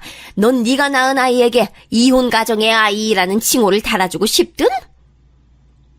글쎄요. 등신, 마마보이, 남자답지 못한 놈의 아이라는 칭호보단 낫지 않을까요? 사부인이 암에 걸렸는데 돈이나 운운에 대면서 자기 아들에게 장모 치료비 대주지 말라고 하는 사람, 그리고 그런 말 듣고서 정말로 자기 장모 치료비 대주지 않는 사람 딱 봐도 이상하고 같이 어울려 지내기 싫은 족속들 아니에요? 전 그렇게 생각해요. 오빠가 만약에 어머님 말씀 듣고 제 친정엄마 치료비 안 대주겠다고 한다면 전 더 이상 오빠를 남편이라고 보기 힘들 것 같거든요. 그게 무슨 남편인가요? 생판 남이라고 해도 그것보단 살가울 것 같은데요. 어머님 생각은 저와 무척 다르신가 봐요? 저의 촌철살인 앞에서 시어머니의 입은 굳게 다물어져 버렸습니다. 얼굴에 열이 오르신 채로 저를 쏘아보시는 게 전부였죠. 그때 시아버지의 품에 안겨있던 아이가 칭얼거리는 소리가 들려왔어요. 저는 곧장 부엌 의자에 걸어둔 제 겉옷을 챙겼고 시아버지의 품에서 아이를 받아들었습니다. 그러면서 조용히 말씀드렸죠. 이혼하면 웬만한 경우엔 친모가 양육권 가져가는 거 아시죠? 돈을 버는 쪽이 친부 쪽이라도 법원은 친모 손을 들어준답니다. 저도 몰랐는데 제 친정엄마의 암진단이라는 게 청천벽력에도 오빠가 너무 태어나기 짝이 없어 보여서 왠지 정이 떨어지는 바람에 이것저것 검색해보다가 알게 됐어요. 그러니까 이혼해도 저는 아이와 잘 살아갈 수 있을 것 같아요. 아기자기하게요. 그럼 이만 가볼게요. 그러자 시아버지와 시이모님이 충격에 휩싸인 표정으로 서로 시선을 교환하시더군요. 제 아이에게 두 분은 아주 관심들이 많으셨거든요.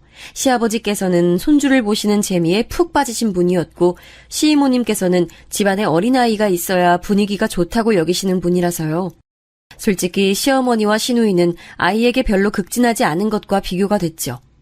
저는 제가 이혼을 하고 나면 제 아이를 보기 힘들어질 것이라는 결론에 도달하신 후 충격에 잠시 말문이 막히신 시아버지와 시이모님을 쳐다보다가 뒤편으로 시선을 던졌어요. 아, 맞다, 어머님. 맞으신 거 진단서 끊으시고 치료비 청구하세요. 제가 그 돈 드리겠습니다. 아, 물론 돈의 출처는 어머님 아들 주머니에서 나온답니다. 그건 알아두세요. 전 아무래도 친정엄마가 어쩌고 계신지 염려가 돼서 여기 더 있을 수가 없네요. 이만 가보겠습니다. 아이를 품에 안고 시댁을 나서는 길, 제 뒤로 시어머니의 곡소리와 시아버지의 커다란 한숨 같은 게 따라왔지만 묵묵하게 앞만 보고 나아갔습니다. 저질러버리고 말았다는 점에 의외로 후회가 들지 않아서 스스로 참 놀라웠어요. 저도 제가 이렇게까지 해버릴 수 있는 사람이라는 걸 이날 처음 알았습니다. 만약 진작 알고 있었다면 어떤 것들이 달라졌을까 이런 걸 가정해보자면 한도 끝도 없어질 것 같아서 그러진 않기로 했어요. 저는 그 주말 하루를 친정엄마와 함께 보냈어요. 암 진단을 받고 나시자 생각이 많아지신 친정엄마는 오래도록 연락 두절로 지냈던 지인분들에게 먼저 용기를 내어 연락을 돌리셨다고 해요. 친정엄마와 옛날에 함께 공장에서 근무를 하셨다던 오랜 친구분이 제 친정에 찾아오신 참이었고 그래서 그분까지 포함해서 근교 나들이를 나가서 정말 즐겁고 알찬 시간을 보냈습니다. 아이도 그날따라 야외에서 단 한 번을 칭얼거리거나 보채지 않고 얼마나 얌전하게 잘 있어줬는지 몰라요. 모든 게 완벽했던 외출을 마무리한 후에 저는 아주 늦은 시각이 되어서야 귀가를 했어요. 남편이 하도 전화를 하길래 나중에 이미 휴대폰은 무음 모드로 해놓은 상태였는데요. 제가 집에 들어서자 소파에 앉아있던 남편이 벌떡 일어나더군요. 왜 하루 종일 연락을 안 받아? 대체 뭐 한다고 연락을 안 받는 거야? 너 우리 집에서 그런 소동 벌여놓고 하루 종일 연락 안 되면 그럼 난 뭐 어쩌라는 거야? 답답하게 그저 기다리라는 거야? 애 자는 거 안 보여? 오빠, 다른 것보다 가장 먼저 오빠는 하나이의 아빠라는 점부터 제대로 자각을 해줬으면 좋겠어. 목소리 낮춰. 애 깨면 오빠가 달래서 재울 것도 아니잖아. 남편이 발까지 동동 구르며 저에게 따져 물었으나 저는 동요하지 않고 차분하게 되려 남편에게 지적을 했습니다.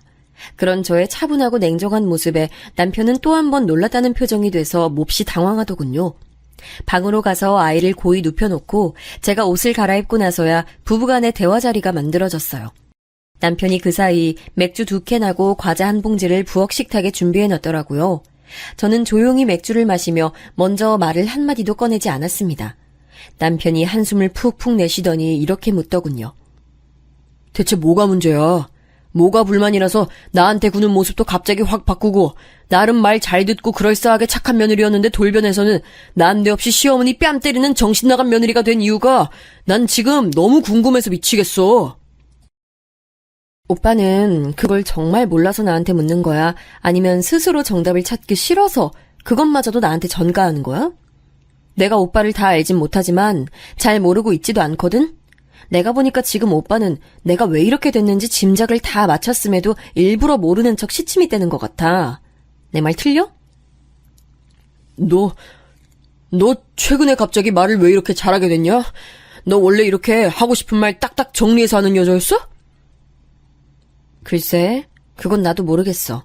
단지 우리 엄마가 암 진단 받고 나니까 눈 가리고 아웅하며 지냈던 것들이 갑자기 눈에 보이기 시작한 것 같아. 억압받고 나 스스로 낮추며 살고 이런 것들 굳이 살면서 꼭 해야 할 필요가 있는 건가 하는 의문도 가지게 된 듯 싶어. 오빠한텐 내가 솔직하게 말을 해서 무척 실망을 했어. 이건 오빠도 짐작하고 있지? 그래, 내가 인정할게. 장모님이 암에 걸리셨다고 들었을 때 내가 반응을 너무 인정머리 없게 했고 너 기분이나 감정 고려해주지 못했어. 내가 제대로 위로를 건넬 줄도 모르는 놈이라서 너무 서툴렀다. 인정하고 미안하게 생각해. 그것보다 본질적으로 우리에겐 문제가 있잖아. 오빠, 난 지금 이 자리에서 결정을 하려고 해. 이 문제 해결 안 되면 나는 오빠하고 이혼할 생각이거든? 암 치료비? 그거 어떻게든 내가 벌든지 빌리든지 해서 해결하면 돼. 의지만 있으면 할 수 있는 부분이고 난 이걸로 책잡혀서 오빠를 비롯한 시댁 식구들에게 빌빌거리고 싶은 마음 없어. 이거 가지고 돈 운운해 가면서 으스대는 종자들하고 더 이상 어울리고 싶은 생각 더더욱 없고. 그러니까 정확하게 말해줘. 오빤 내가 본인한테 빌빌거리면서 눈치 보고 늘 서열이 아래로 있고 자기 뜻대로 다 해주고 시댁 식구들한테 봉사하듯 비위 맞추고 살고 이러길 원하는 거지? 그래서 내가 본인이 벌어온 돈으로 편하게 사는 것 같다는 생각을 하면 속이 뒤틀리다가도 내가 나가서 일하고 돈 벌면 나한테 믿을 구석 생기는 거니까 그건 또 싫고 이런 거잖아. 내 말에 틀린 거 있으면 반박하면 되는데 대신 양심을 걸고 진심으로 반박해. 가식은 떨지 마. 그럴 단계 지났어. 우리 엄마 암진단 앞에서 오빠가 그따위 태도 보였을 때부터 어줍지 않게 굴 수 있는 단계 지나온 거야. 알지? 저는 조곤조곤히 그러나 정확하게 제 의지와 생각이 들어간 말을 늘어놨고 주량이 센 남편은 고작 맥주 한 캔에도 목덜미가 붉어졌습니다. 스스로 쪽팔리고 민망하고 창피함을 느끼고 있다는 증거였죠. 말을 꺼내려는 듯 몇 번이고 입술을 달싹거렸던 남편은 끝내 고작 미안하다는 말을 중얼거리며 고개를 숙인 게 다였습니다. 차마 할 말도 없었겠죠.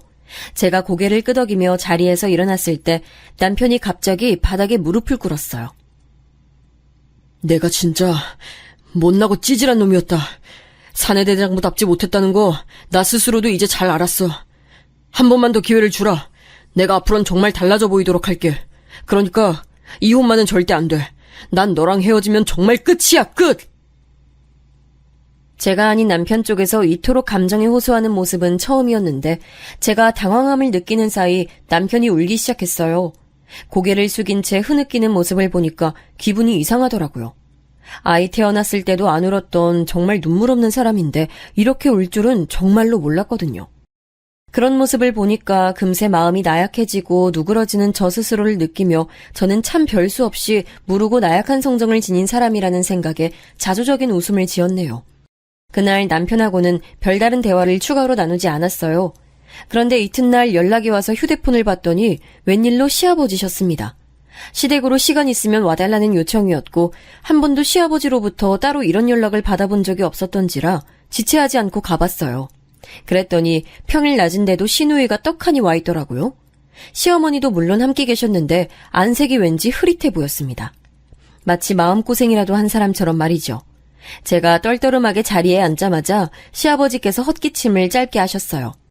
그러자 시어머니와 시누이가 동시에 움찔거리더군요. 아, 그것으로 시아버지께서 이 자리를 만드신 것이며 저 두 사람을 들들 볶아놓으셨다는 것을 눈치챌 수 있었습니다. 제가 의외라는 눈빛으로 시아버지를 바라보고 있는데 그때 시누이가 입을 열었어요. 그간 내가 미안했어. 그동안 내가 옳게 무시하고 얕잡아보고 함부로 대하고 있었던 것 같아서 나 반성 많이 했어. 정말 미안하게 생각해. 이건 진심이니까 내 사과 받아줬으면 좋겠어. 내용은 솔직히 별로 마음에 안 들었지만 시누이가 전에 없이 잔뜩 풀이 죽은 기색으로 우물쭈물거리며 말을 하는 것만큼은 정말 진심으로 여겨졌어요. 그래서 저도 모르게 가만히 고개를 끄덕거리고 있었는데 시어머니께서 한숨처럼 말씀을 하시더군요. 내가 본의 아니게 너에게 상처를 주고 힘들게 만든 점들이 있었다면 이 자리에서 허심탄회하게 사과를 하마. 지난날에 분명히 나에게도 잘못이 있었던 것 같구나. 앞으로 너에게 막말도 하지 않고 부려먹지도 않고 정말 귀한 손님 대접하는 것처럼 내가 마음가짐을 그렇게 먹고 너를 대해보마. 어머님, 그거 정말이세요? 앞으로 저에게 정말로 그렇게 잘 대해주시겠다고요? 내가 그럼 지금 이 분위기에서 거짓말을 하겠니?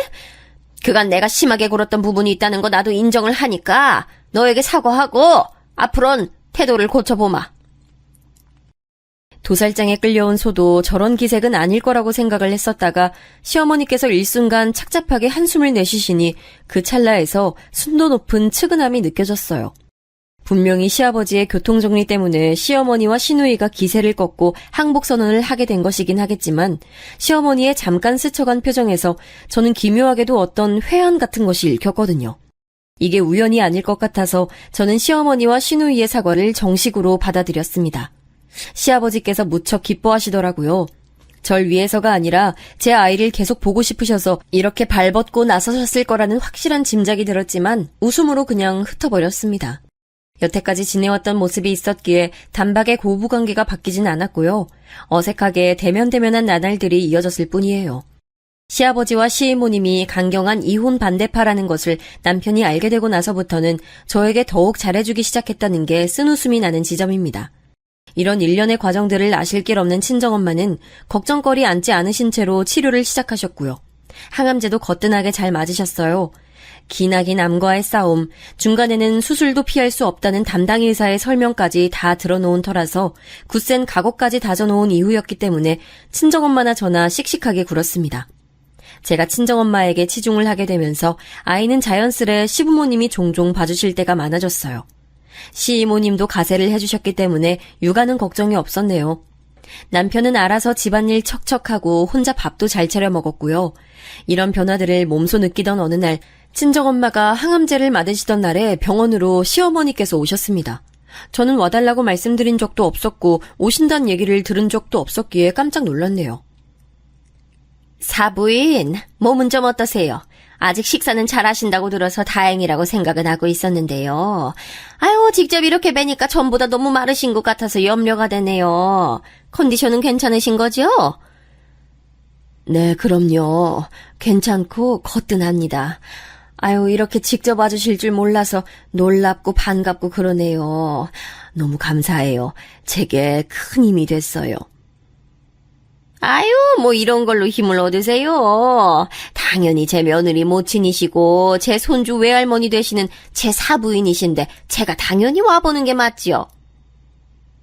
시어머니 특유의 너스레가 이렇게 달갑게 느껴질 수도 있다는 것이었다는 사실에 저도 모르게 미소가 지어지더군요. 이런 변화라면 100번이고 1000번이고 환영이었습니다. 그날을 기점으로 저는 시어머니께 마음을 조금 열기 시작했던 것 같아요. 그 이전까진 시어머니께 제가 진심으로 대해드린 적은 없었던 듯 싶은데요. 가식이나 강박, 압박, 의무 이런 것들이 아닌 제 마음속에서 우러난 진심으로 시어머니를 조금씩 대하기 시작했고 그러면서 전과는 완전히 다른 고부관계가 형성됐어요. 설마 아니 제가 시어머니와 불편하지 않게 대화할 수 있는 날이 올 거라곤 상상하지도 못했는데 이게 되더라고요. 친정엄마는 사력을 다해 치료 과정을 버텨내셨고 마침내 암을 떨쳐내고 홀가분하게 일상으로 돌아오실 수 있었어요. 그 곁에는 저도 있었고 제 남편도 있었고 제 시댁 식구들도 있었고 그 사이 훌쩍 자라버린 제 아이도 있었죠. 친정엄마는 암 진단 받으시기 전까지는 주변 사람들이 존재한다는 것의 가치 이런 걸 생각해 본 적이 없다고 하셨어요. 그런데 이제는 달리 생각하게 됐다고 하셨죠. 인생 살면서 진정한 가치는 마음을 나눌 존재가 몇이나 있는가라는 것에서 결정되는 것 같아. 너도 부디 그런 가치를 좇으며 살아가. 그럴게요. 나도 최근 1년 사이 정말 많이 배우고 또 인격적으로도 성장한 것 같다는 느낌을 받고 있어. 10번 두드려보고 건너야 하는 건 돌다리가 아니라 사람과의 관계 같더라고요. 시작하는 것도 끝내는 것도 함부로 해서는 안 되는 듯 싶어요.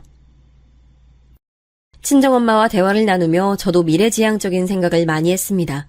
남편하고 서로의 고충을 이해하고 서로 영역을 존중해주고 육아는 늘 함께하고 이렇게 3가지를 지키면서 지내니까 싸울 일이 없어졌는데요. 그러면서 자연스레 5년 뒤, 10년 뒤, 20년 뒤의 미래를 이 사람과 계획을 하게 되더라고요. 이런 게 바로 가족이겠죠? 미래에서 제 곁에 사람들이 어떤 모습으로 있을지 모르겠으나 부디 모두가 행복하게 웃고 있길 바라고 있네요. 제 이야기를 귀한 시간 내어 들어주신 분들께도 행복이 잔뜩 깃들기를 기도하겠습니다.